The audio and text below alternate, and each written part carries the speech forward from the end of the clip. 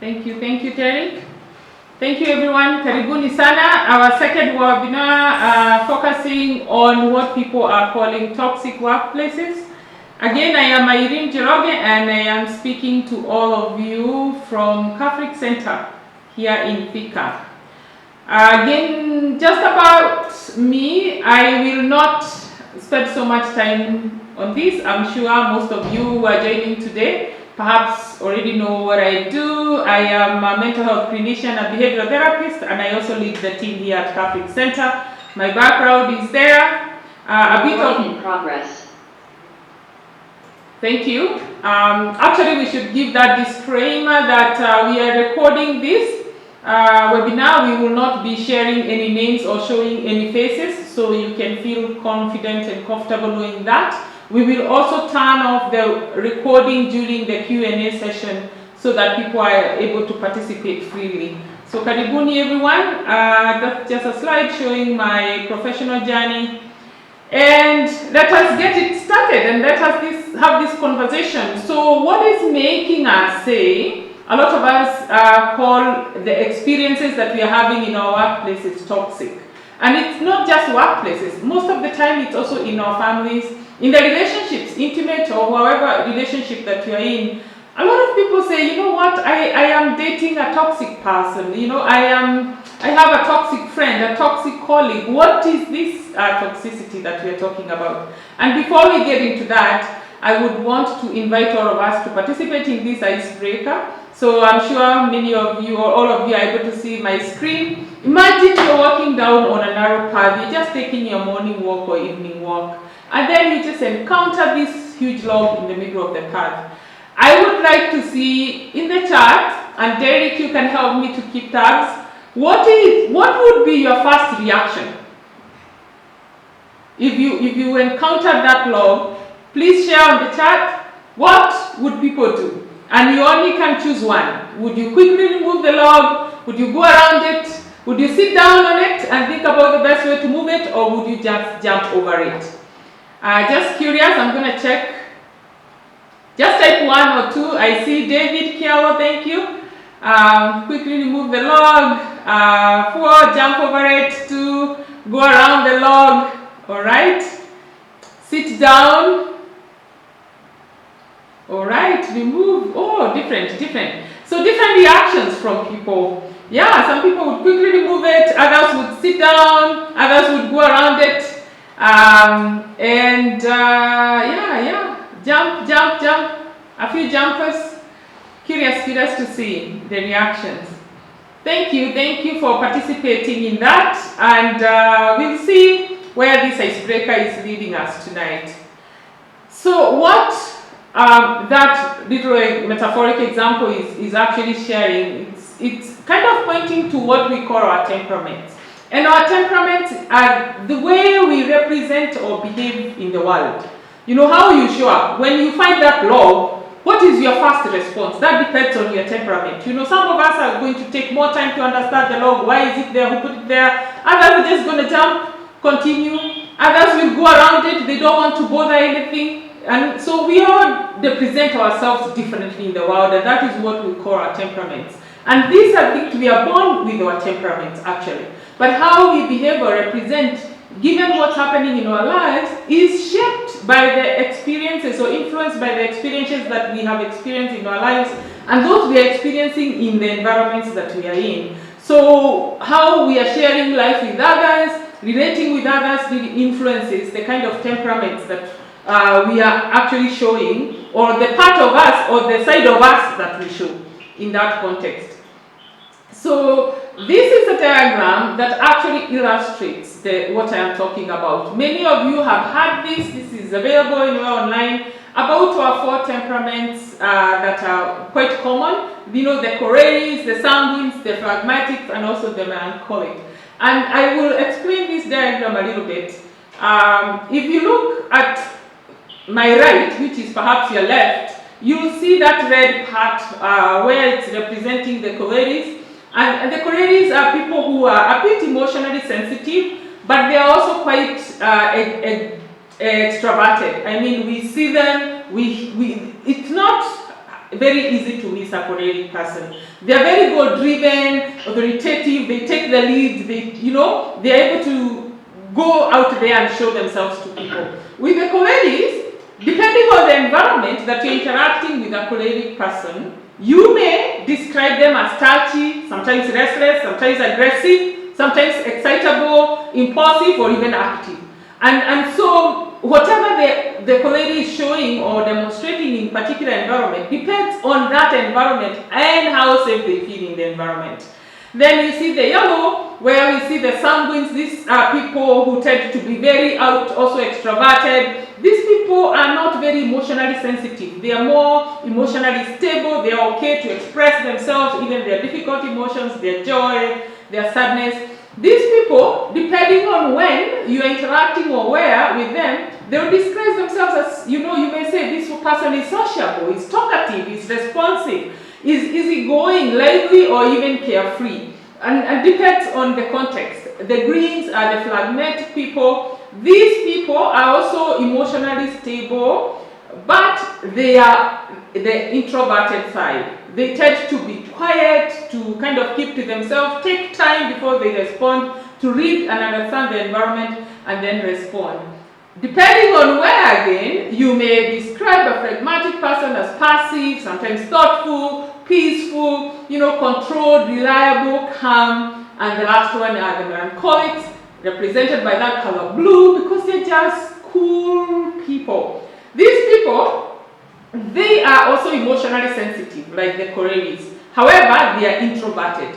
So they actually, depending on who is interacting with them, many of us may describe them as moody. Remember, they're emotionally sensitive, so they're not going to put themselves out there. They're not going to say, I need help. They're not to say that you annoyed me or you're annoying. They may perhaps prefer to be quiet. And so we may describe them as moody, anxious, a bit rigid, sometimes pessimistic, unsociable and quiet.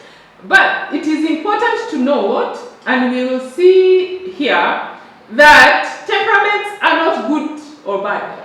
They are all just how we represent ourselves in the world, and in any one of them, there are strengths, there are also some room for improvement. Each one can be in balance or not. And how we actually perceive one, the adjective that you're using to describe that person in that environment, it depends on whether they're in balance in that moment or not. And this is what happened. If you took that icebreaker quiz, if your answer was number 1, you would quickly remove the log. Perhaps you are falling more onto the choleric side. If you are number 2, those people who would sit down, was it sit down? Yeah, number 2 I think was the go around it. If you would go around that log, perhaps you are the phlegmatic type. The people who don't want to disturb the environment, they want to maintain peace. And so you don't touch the log, you just want to walk around it and go on with your business. You don't interfere a lot in the environment. Then, if you would sit down and think about the best way to remove that, perhaps you're more on the melancholic side. What do melancholic people do? Melancholic people actually want to understand the details. They make decisions based on facts. They want the details, they want numbers, and so they take time. So you can imagine, and now if you would just jump, you are perhaps a sanguine person with a temperament, higher on the sanguine side. And what happens with sanguine people, for them, they just see any barrier that comes their way, I would rather just exit and proceed, They don't take a lot of time, they tend to just keep going. Although now, they may also ignore very important elements. So none of them is good or bad, but it depends on how balanced we feel emotionally in that particular environment. What do we struggle with? For sanguines, who may just prefer to jump, what actually they struggle with is control. Because while you prefer to jump, you may have thought a little bit more about that log and perhaps prevented other things that could follow. So that sense of impulsivity, just acting or maybe looking more on the self-centered side, I don't want to be inconvenienced, I just go. So that control is what sanguines means or struggle with. With cholerics, those dominant leaders, authoritative, red, fiery red, and what they actually struggle with is gentleness. These are the people who just take that log and yank it out. Again, Remember, the log could be your colleague at work, the log could be your employee, the log could be your child, it could be your husband, your wife, whatever. That is the symbolic representation of that relationship that you are in. That log, just quickly removing it and from on your way so that it does not inconvenience you. Think about, first of all, they may not even understand why the log was there. Maybe they throw it a bit too much and end up injuring someone else. So gentleness, being gentle, being patient is what cholerics struggle with. Melancholics is actually joy. These are people that want to get the details, all the facts, and everything that's going on in the environment for them to make the decision. While that is important, that process of getting the details, sometimes it doesn't happen. Sometimes the details don't even make sense. Sometimes it takes too long to get the details. So in the process, even experiences where when they are not balanced, they may experience joy, they struggle to experience joy. So it is important to know that what other people see in us and how we show up depends on how free, how safe we feel in that environment, and then we are either in or out of balance. So this balance or imbalance evolves over time based on how well our core needs are met. And I'll show you how and what is the most important core needs that we have in terms of emotionally as human beings. Before I do that, as I said, I am a mental health clinician and I work in this mental health space. We have a clinical mantra here at Catholic Center, and I want to share it with you because I would like to see your thoughts based on, as healthcare providers who are in clinical practice, do we experience life differently from everybody else who is in the corporate world? So our clinical mantra here is we understand to treat, we need trust. Remember, we work with people. So whether it is depression, whether one is just going through grief or going through a traumatic experience, to treat that person, we need trust. And for us to gain trust from the person, we have to have rapport. And rapport is that freeness and openness that we encounter with the other person that allows us to feel safe to share what is it that we are here or we want to share with the person.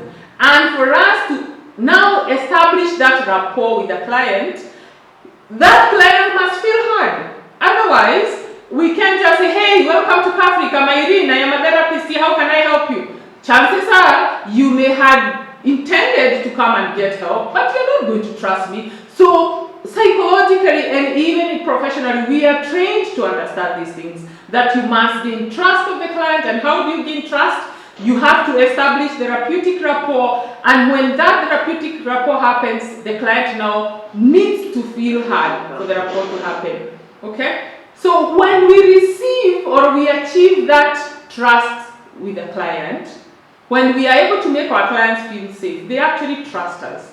And what happens, remember, a lot of people say when you're working in mental health, clients are difficult, they don't take their medications. Actually, for us, we see clients, even substance using clients, cooperating with treatment.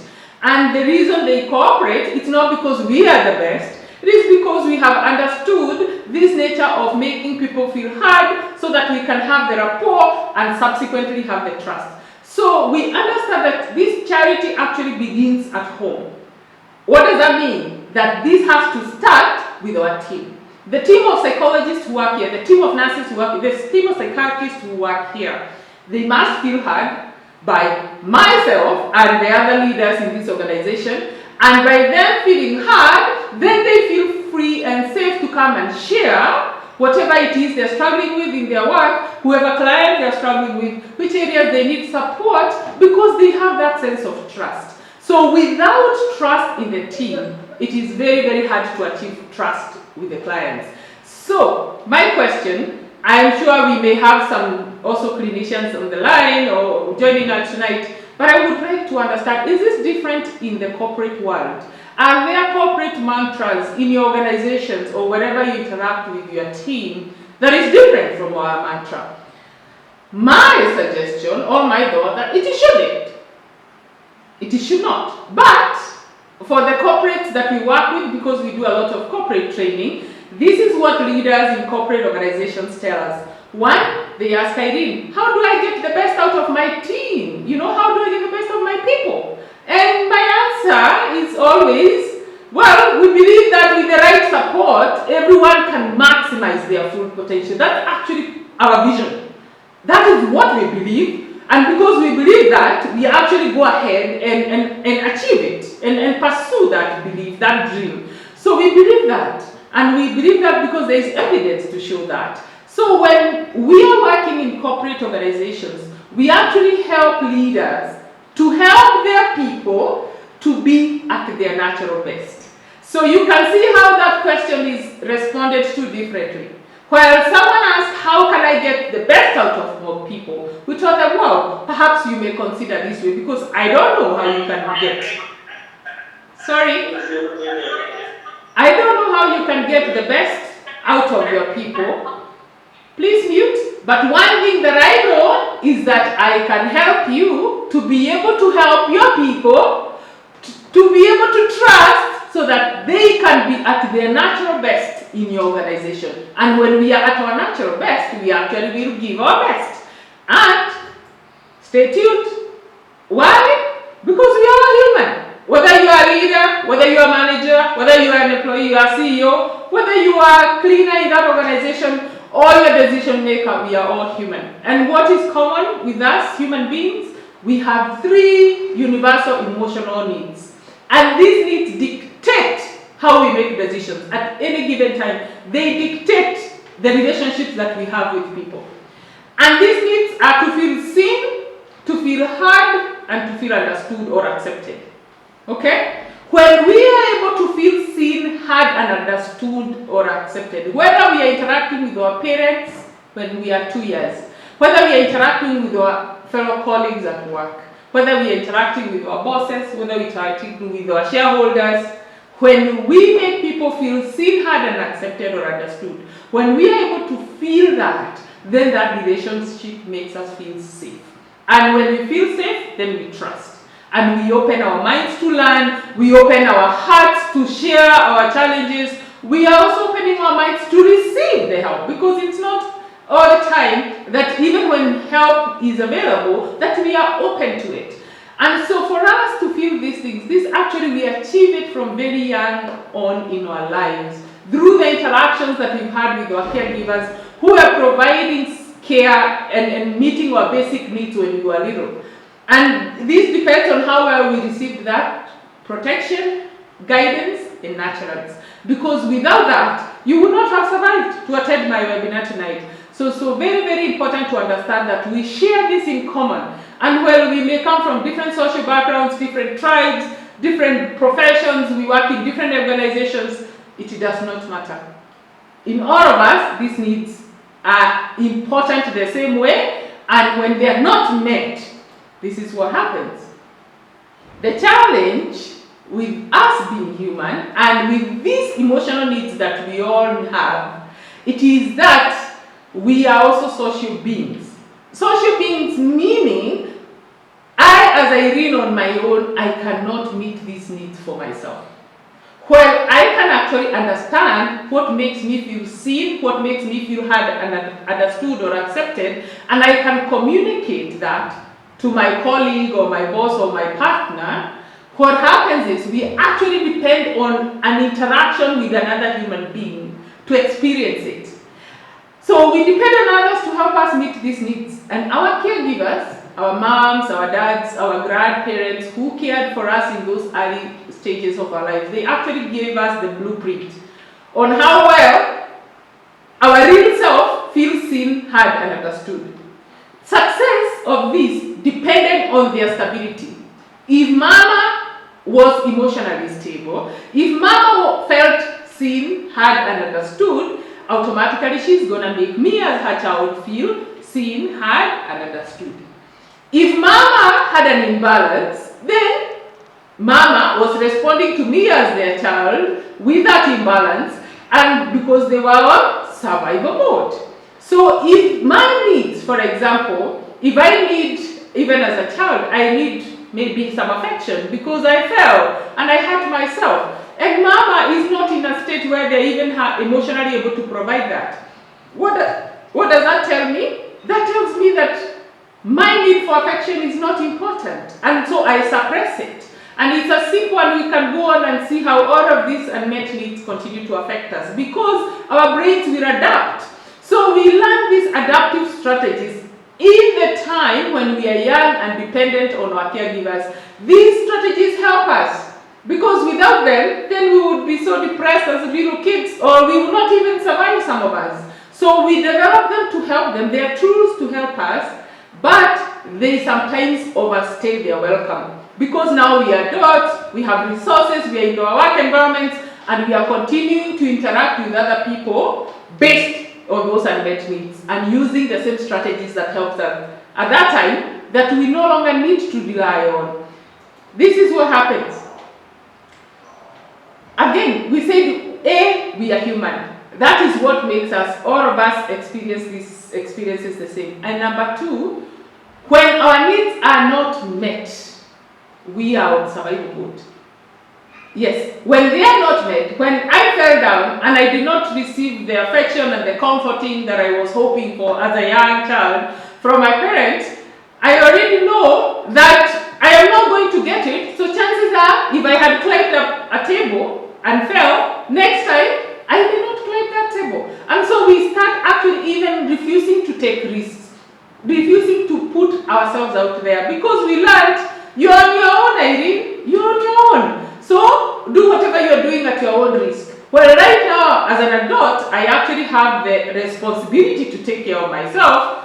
When I did not learn that as a child, that mommy or daddy had my back, what happens is my brain is already on survival mode. Whatever need that was neglected, it keeps you on survival mode, and it becomes my trigger even when I'm interacting. This diagram here that you see represents even time immemorial, from caveman time, you know. The reason that us humans have survived, it's not because we are stronger than human race. It's not because we are stronger than animals or we are smarter. Well, we may have a neocortex that animals don't. But the reason we have survived, it is because of that. We are social beings. From caveman time, what happens is people, the Homo sapien used to be in a community with other people. And what that community ensured is that when we are all together, we are all meeting each other's needs for safety. And how? If you look at this diagram, our society is dangerous. The fact that we live in this world, it's a dangerous world. So what makes man, the human race, survive? It is that sense of community, that knowing when we are all here, if I want to sleep, I can sleep because the next person here is looking out for threat, for danger, because danger is surrounding us. So the only environment that the human race felt safe is when they were together in that communal environment. And that is why we say the first step of even depression, it is that lack of that social support. It is very, very critical. That sense of community. A lot of us think the community is because I am Kikuyu, then the community of Kikuyu people. Community can just be one person. Your community can just be that one employee that who comes to you to say, Irene, I'm struggling with this, and I see that I'm not able to deliver my work properly or effectively. I need help. That could just be the community because trust comes from there. Rapport comes from there.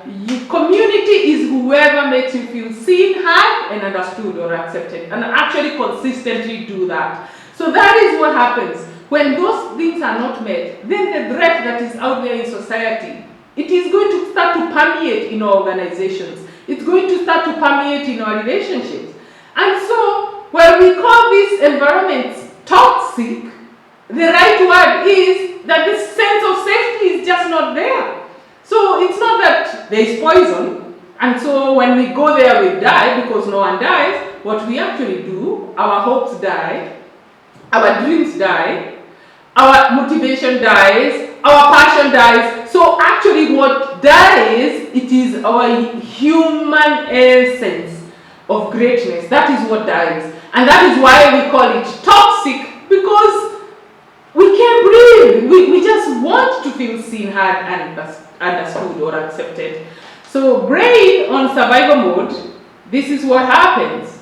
When we are looking out for danger, that is what survival mode is. Always looking out, where is the lion going to come from? What is this my boss is here, what are they saying? This employee didn't come to work, why? So all of those are threats that we see all the time. What happens is, when we are looking out for threat, we are not activating our neocortex, or that part of our brain that is responsible for logical decision making.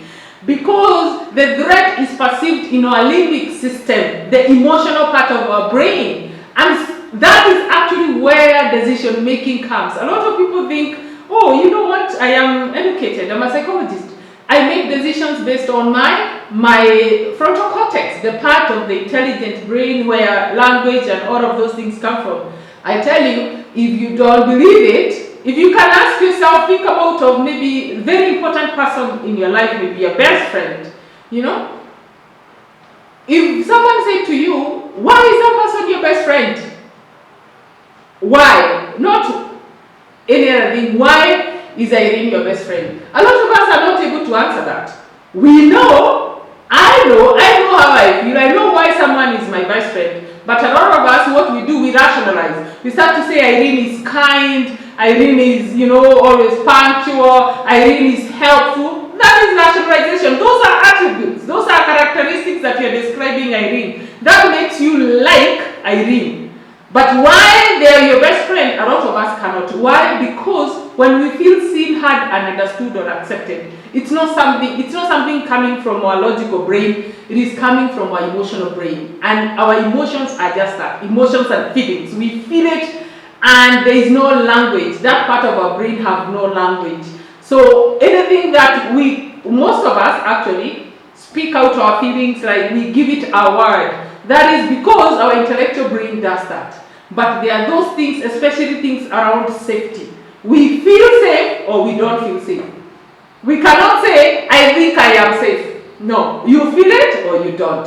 And so when we are in that survival mode, we actually make decisions or act based on a fog. And fog is an acronym for fear. Many of the decisions that people make are fear-driven. Fear of what? Shame, fear of failing, fear of being laid off, being fired, fear of all of those things, the stock market crashing, economy, all of those. Others are based on a sense of obligation, that it's my job to do this. And so even when I know that I may do well with a little bit of help, it's my job. I am the manager, I am the leader, I should know better. That sense of obligation keeps us from seeking help and seeking the safety from that sense of community that is in our team that we are working with. And the other one is guilt. G is for guilt.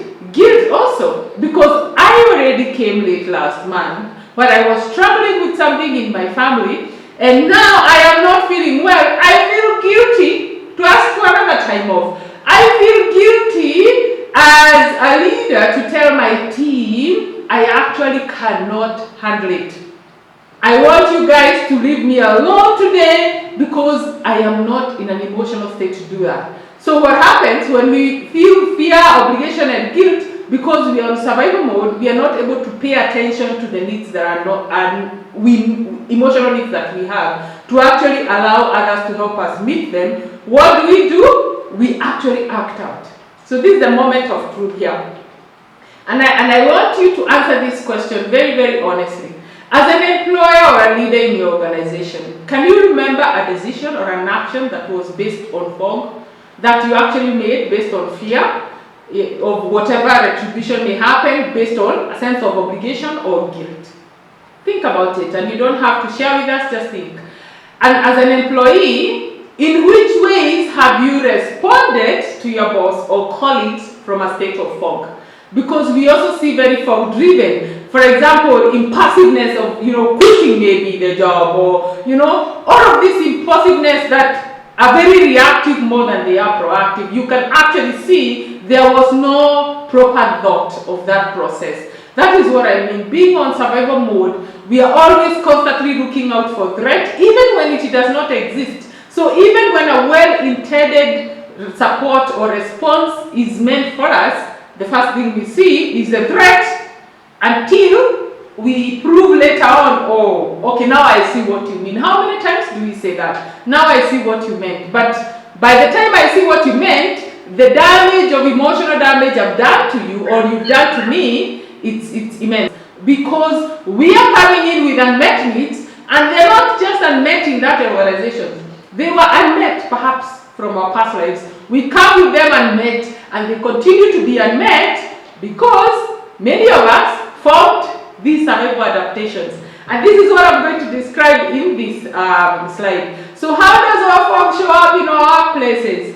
This is what we learned, that I was shamed or punished for showing emotions.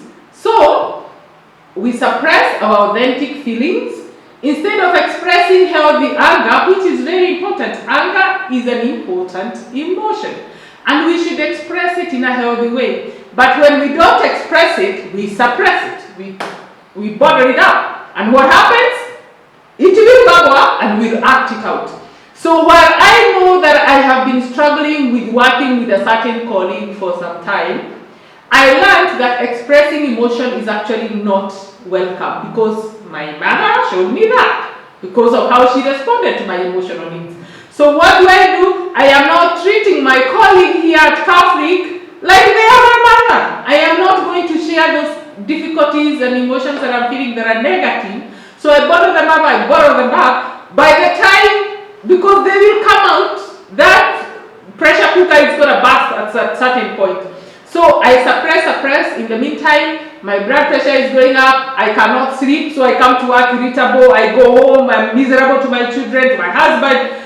And one day, I'll come to work, and that colleague that I've been suppressing emotions from is going to bubble up. And I will act in a way, either hurt myself or hurt them. And we call that a toxic work environment. Was it a toxic work environment, or was it just an unsafe environment for this person that they weren't able to actually express that? We did not receive support, so we learned to be dependent. This is another survival adaptations. We are super independent mentality. Why? Because we don't ask for help. We don't value others' opinions, which is very important in work environments. And we set very high and unrealistic expectations of ourselves and others. And I know, you probably know somebody like that in your work environment. This person we call, they're so independent, they are on time, they're cooperative, they do what needs to be done, but whenever you want to share an opinion of something you think they can improve, or you can improve together, that is your opinion. This is how I do. I have been doing this for so long. I am your boss. I set the standards, I set the policies, follow through. All of those. Why? Because we don't know how to receive support. We were not taught to receive support from those who cared for us, because either they did not have capacity to give support, or they didn't know how. So we don't know. That's unforeign to us. When it's unforeign, we also, when we interact with our colleagues or our employees, it's still unforeign. And so we just operate in the world as a tree sprouting from the desert. The third one is we were betrayed by those we trusted, and that many of us, that has happened. So what did we learn? That it is safer to not trust others, especially with our vulnerabilities. So we often doubt other people's intentions and sometimes even sabotage good relationships.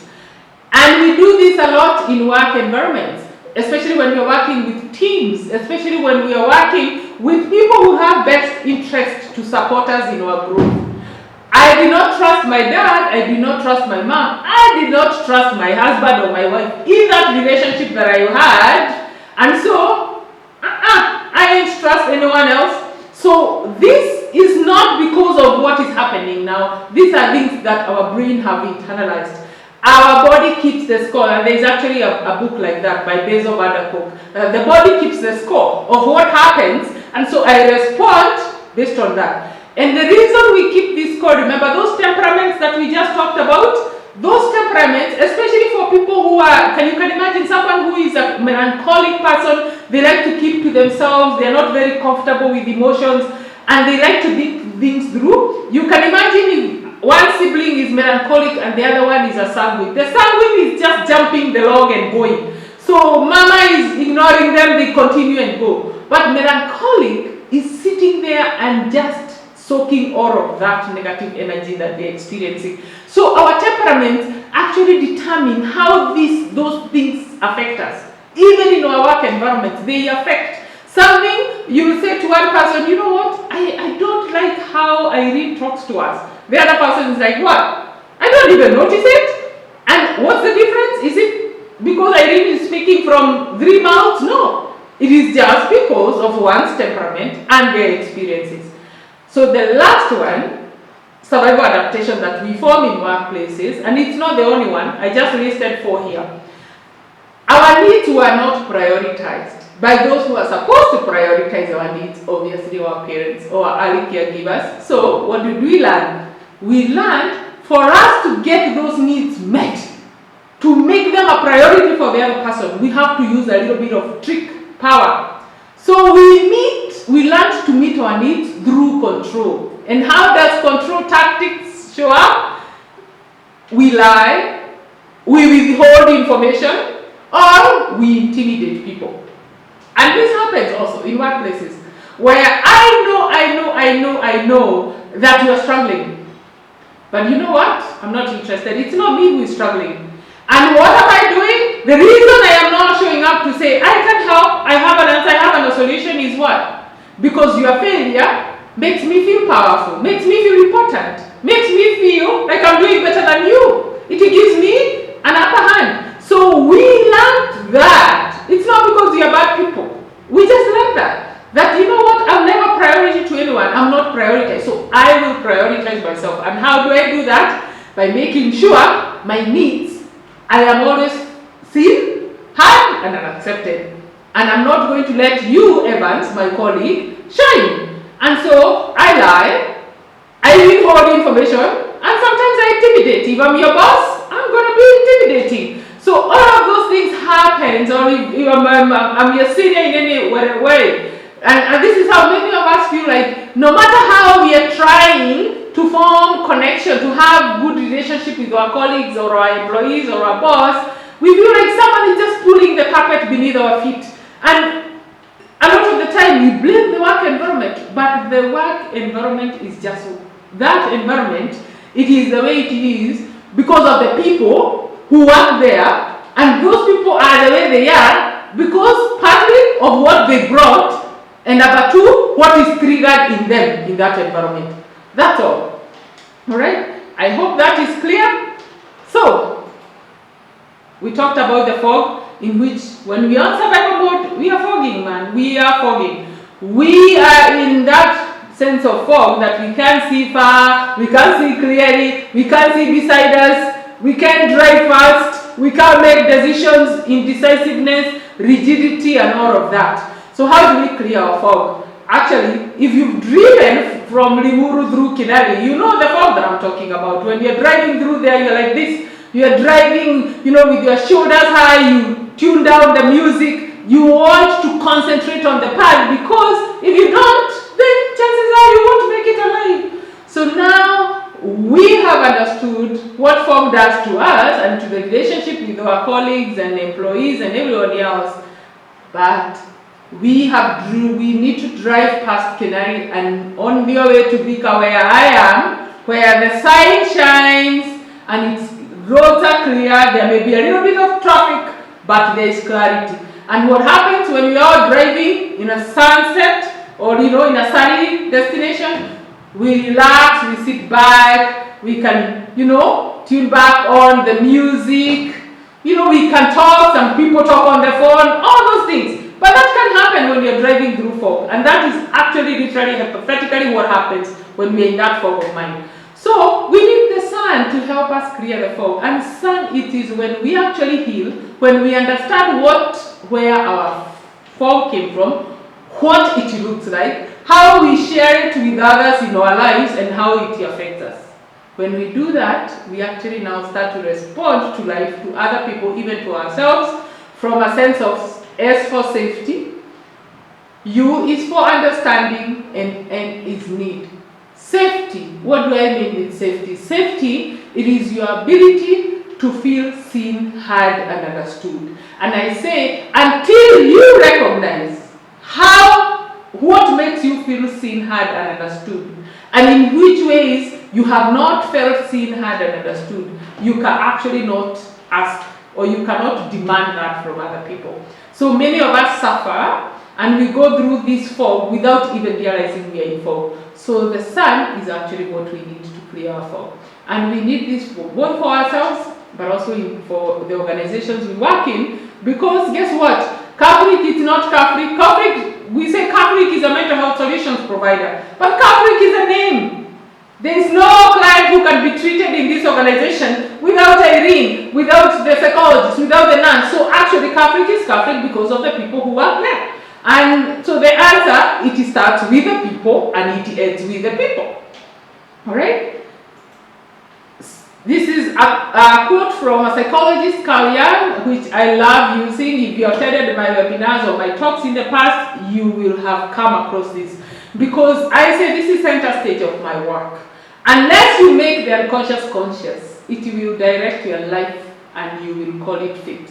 And many people actually, unfortunately, end up dying in that state of fog. And in fog, we do a lot of things. When I do the classes where we go deeper to look at fog, people actually understand what really fog means. You know, we are just using that hypothetical example now. But when we can go deeper, when we are doing therapy one-on-one, we go into those early childhood experiences of people in schools, in all the relationships they've had, in all the careers they've tried, and we are able to pick out all the fog that one has experienced. And when that happens, with every client that I've worked with every client who treat here at Catholic, a lot of people say, what? I did not know that I was fogging so much. So I hope that reflection from Carl Jung makes sense to someone tonight. Good news is, we actually help people clear their fog. And we do this through, obviously here at Catholic, we are mental health institutions, we are fully licensed and accredited. We do have the beds where we treat people with mental health conditions, whether it's depression, schizophrenia, all of those psychotic, depressive mood disorders. We also treat anxiety. We treat substance use also. We rehabilitate substance use conditions, because actually, even substance use, a lot of it is the way for people to try to feel seen, heard, and understood. And a lot of people have depended on the substance for the longest time, and we keep calling them alcoholic, drug addict, and all of that. But until someone feels seen, until someone feels heard and understood or accepted, they will continue to engage in whatever behavior they are engaging, as long as that behavior makes them feel a sense of that. So we do have training and education that we offer for corporate organizations and also for institutions of learning. We also do this even with families, and it's to help people understand their fog, to clear it and actually operate from a state of sun, or that safety, understanding and need. When our fog clears, I as an individual will drive, and I will give my best in whatever environment, whether it is my friendships, my chama, my church, my family, my children, my employees, my colleagues. I will give my best because I have achieved my best. And when I give my best in an organization, the organization also thrives. So when connection increases, bottom lines increase, because it starts with people and it ends with people. And we do have a unique approach in how we approach this, which we call our healing or growth. Our mantra here and our slogan at Catholic is we connect the person, their passion, and their purpose. Because as long as those dots are connected, and what is the person? What is their personality? Their temperament? We understand what is their fog and all of those things. What is their passion? Their passion is actually what makes them wake up and have energy to continue throughout the day. The passion is what gives them meaning, gives them value. And when we connect that or wake that up, because it's in all of us, then they have a sense of purpose. Whether they were depressed or suicidal, that's how we approach our work and our treatment. So we help individuals in families, institutions, or organizations clear their fog and respond from sun. How do we do that? We obviously start with an assessment. When a client comes to us, we do the biopsychosocial assessment. The bio is the mind, or the body, the body. whether, have they had accidents, how, when they were born, all of that. That is what doctors in hospitals like big level 5 do. The psycho is the psychology, what for exists there, when, what needs are met or unmet. Psychosocial, social is the environment, where does one work, who is their support system, where are they interacting with people, how are those relationships. And to a greater extent, we also do the spiritual, and the spiritual is that reliance on higher power and how one is able to tap into that. So even in organizations, we actually do a little bit different from an individual assessment that we do here. In organizations, we assess the person or the people in that organizations, because that is where the challenge is and that's where the solution is going to come from. And then we design interventions based on the needs of the people who work there. So what actually organizations gain is three things. One is accessibility, meaning we are accessible and our services are accessible. We are able to deliver them here at Catholic, or even come to places where people live, learn, work, worship, or even socialize. Your chairman's graduation parties, in your family environments, we are able to do that because we do them either physically in person or using the platforms we are using tonight, virtual sessions. Number two, our services are affordable. We have tried so hard to achieve that because for the longest time, mental health care has been inaccessible because of cost. So we are able to do this instead of the one-on-one sessions that take a lot of time and they're very costly. We do it in group-based training, which makes it cost-effective for the client and also time-effective for the therapists who are doing the work. We are also a NHIF accredited facility, and we have partnerships with private insurances, so one-on-one, sometimes even admissions for substance use becomes achievable and becomes accessible to families. The other thing is we are one-stop shop. We are working in a corporate organizations, and our work is to provide training and education, but in that organization someone is struggling more than others. We are able to pick up that and actually offer support. So we are one-stop shop. We don't say now you're going to go to Madare and get help there and then continue with this training. We are actually able to do the whole scope when we are doing this. And we offer lifetime follow-up to whether it is organization clients, corporate client, or a family or an individual that we have followed. For us, follow-up is key. Again, the most important thing is for people to feel safe. We pride ourselves as a safe space. Why? Because when people interact with us, we are able to make them feel seen, heard, and understood or accepted. And you cannot achieve safety if it's not going to be consistent. If it's only going for the 3 months for that I'm there, then I can't trust. So that is one thing we understand, and we pride ourselves in doing that, so that we continue to create a world that is safe, that every single human being can maximize their full potential. That is our mission. So tonight, again, we have free workplace assessment and an introductory session that we are offering to the five organizations that are going to register. The registration links is going to be shared with everyone who registered tonight. This usually costs 75,000, but we are offering this so that people can have an understanding of what we mean. We can't do these assessments. We are not sitting with each one person. It is online assessment that is sent to people. They can do it from home, from their phone. We get results. They are anonymous. We don't know who sent it, but we are able to meet with senior leadership and say, this is what your team is struggling with. They did it. This is what's spilled out on our end, and this is what we can do.